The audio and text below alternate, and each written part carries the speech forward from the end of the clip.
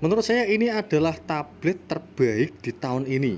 Bagaimana tidak? Di harga 1 jutaan, kalian sudah bisa mendapatkan chipset MediaTek Helio G99 dengan RAM sebesar 8GB dan penyimpanan internal sebesar 128GB.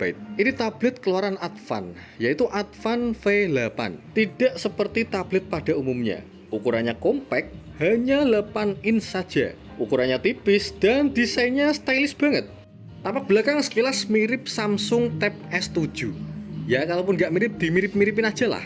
By the way, ada beberapa orang yang saya rekomendasikan untuk menggunakan tablet ini. Yang pertama untuk para bocil gamer. Ini cocok banget dipakai mereka karena ukurannya nggak terlalu besar dan performanya ngebut, anti nge-lag coy. Kemudian tablet ini saya rekomendasikan untuk kalian para pelajar coy. Untuk ukuran jelas lebih besar daripada HP. Dan hal itu memberikan pengalaman tersendiri. Termasuk untuk belajar kalian. Membaca jurnal, e-book, cocok banget pakai tab ini.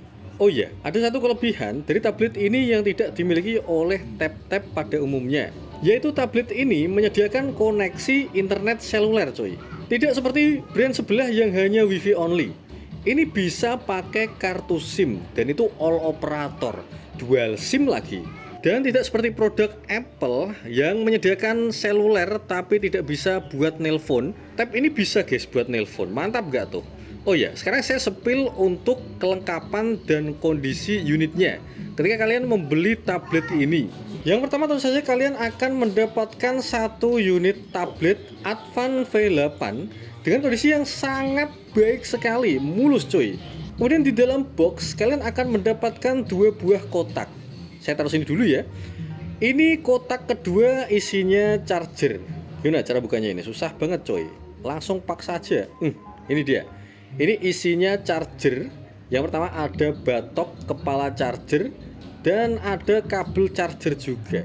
Sayangnya untuk batok kepala chargernya kapasitas hanya 10 watt saja coy. Padahal tablet ini mendukung pengisian daya cepat sampai 18 watt. Tapi sayang hanya diberikan 10 watt saja. Kemudian kalian akan diberikan USB Type-C ya. Ini pasangannya. Ini nggak pernah saya pakai. Saya biasanya pakai charger dari Xiaomi. Itu bisa mengisi daya cepat dan lebih cepat dari ini tentu saja. Yang kedua, untuk kotak kedua ini ada kartu garansi, manual book, dan juga ada apa ini? Silika gel cuy. HP dikasih silika gel. Ini pengawet makanan ini. Jujur soal desain saya suka banget sih dengan tab ini. Bahkan sampai detik ini masih saya pakai cuy. Terutama untuk ngegame. Ini enak banget serius. Ukurannya gak terlalu besar, beratnya cukup ringan, sehingga untuk main game betah seharian. Oke, saya spill sedikit spesifikasinya. Yang pertama layarnya cuy. Sayangnya tablet ini masih menggunakan layar dengan panel IPS. Bentang layarnya hanya 8,4 inch saja. Dan untuk warna yang dihasilkan menurut saya cukup bagus coy. Untuk kualitas memang sedikit berbeda dengan layar AMOLED. Meskipun begitu, tablet ini kualitasnya nggak buruk. Gambar yang dihasilkan bagus, jelas, detail. Tapi untuk resolusi karena masih Full HD ya, jadi tidak mendukung 4K.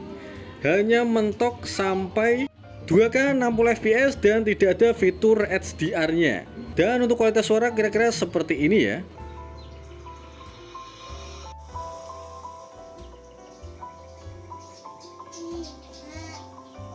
Dan ada beberapa alasan mengapa saya sangat suka sekali memainkan game di tab ini. Yang pertama karena performanya yang bisa diandalkan karena pakai chipset MediaTek Helio G99. By the way, chipset itu bahkan masih dipakai di tahun ini coy, di beberapa HP. Ya alasannya simple, karena emang se-worth it itu. Performanya gahar, konsumsi daya rendah, dan tidak mudah panas. Kalau saya bandingkan dengan Redmi Pad SE, di harga yang sama, jelas HP ini lebih unggul. Kalau soal chipset, ini setara dengan Redmi Pad tipe reguler. Chipsetnya sama, pakai Helio G99. Bedanya Redmi Pad hanya bisa memakai WiFi, sedangkan tab ini bisa memakai kartu. By the way, ini saya jual ya, murah saja. Untuk harga baru 2 jutaan, ini saya jual hanya 1,6 juta saja. Unit masih dalam kondisi baik banget. pemakaian belum ada 1 bulan coy.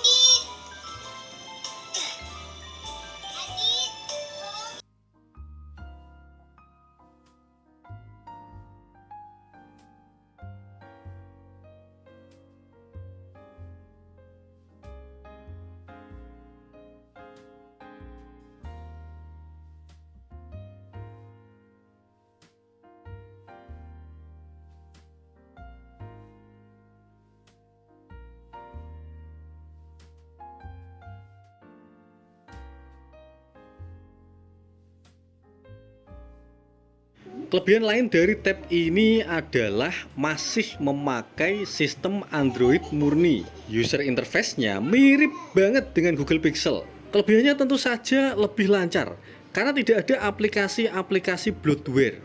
Dan karena ini bukan HyperOS ya, jadi ini bebas iklan. Sekali lagi, tablet ini bebas iklan. Kalian mau buka aplikasi apa aja nggak ada iklan coy. Jadi nggak perlu tuh kalian mengaktifkan DNS pribadi @guard.com atau apalah itu, nggak perlu. Kemudian kapasitas sistem cuma 12 GB saja. Jadi penyimpanan internal sebesar 128 GB terasa lega banget. Seperti yang saya sampaikan tadi, kapasitas RAM ini 8 GB ya. Jadi berbeda dengan Redmi Pad atau Redmi Pad SE. Sayangnya untuk refresh rate, tablet ini masih 60 Hz coy. Mungkin itu saja sih kekurangannya menurut saya. Oke, kemudian kita akan membahas soal kameranya. Sebelum saya lanjutkan, saya disclaimer dulu bahwasanya ini adalah tablet bukan HP. Jadi kameranya ya gitulah. Bukan merupakan suatu hal yang diperhatikan. Hasilnya biasa aja, ya ini tablet lah. Kalau mau foto video pakai HP aja. Fitur kameranya cuman sebagai pelengkap saja. Untuk hasil foto dan video kira-kira seperti ini bisa kalian nilai sendiri ya.